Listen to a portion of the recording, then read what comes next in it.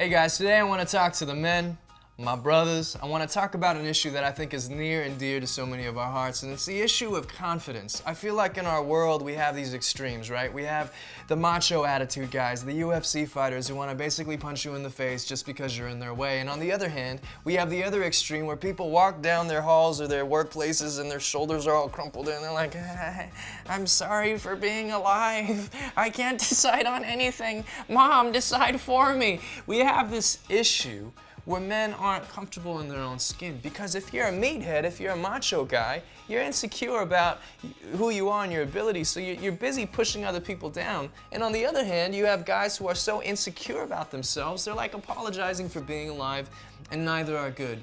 We need to be confident in the fact that God created us in His image and likeness. And yeah, that's cliche, but it really takes this attitude of, I'm gonna sit with Jesus in prayer. Because who is the man? That's the quintessential question. Who the man?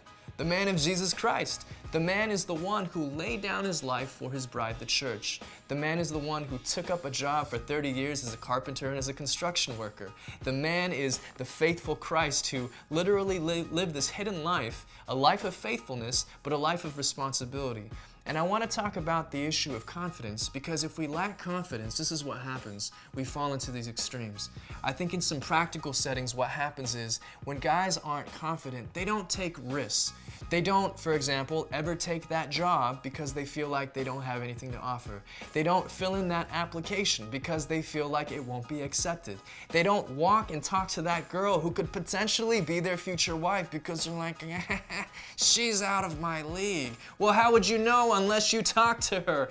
You know, there's this attitude that I will be rejected because I have nothing to offer. I'm just a second-class relic. I'm no good, you know. That guy, he's talented. That guy, he's good-looking. That guy, he's athletic and successful. But me, nah, I'm just kind of a nobody. That's really a terrible attitude. You're basically tripping yourself before you even take the first step. Gentlemen, what is your worst fear? Is it that I'm just going to be rejected?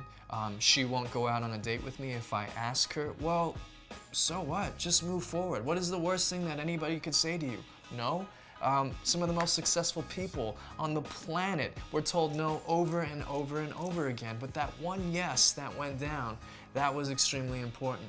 So gentlemen, here's my challenge to you, is I want you to understand that this world really needs you to be the truly best created version that you could possibly be, that no one can really replace you. If you're an athlete, fantastic.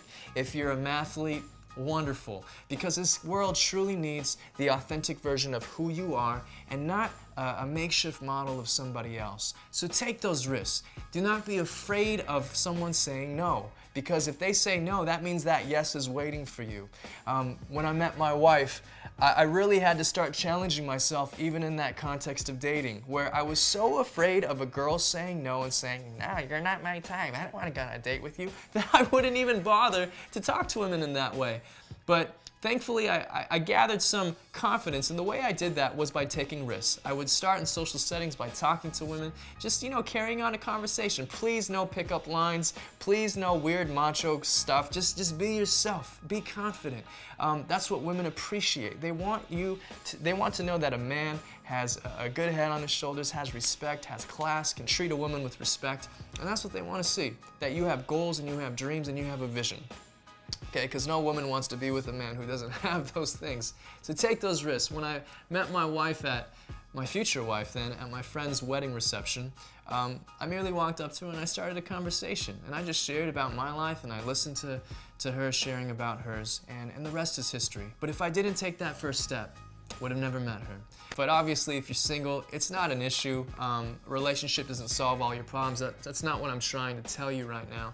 But what I'm trying to say is, if you live in the spirit of confidence, knowing who you are as God's son, you are strong, you are powerful, you have the grace and the worth and the dignity to do great things.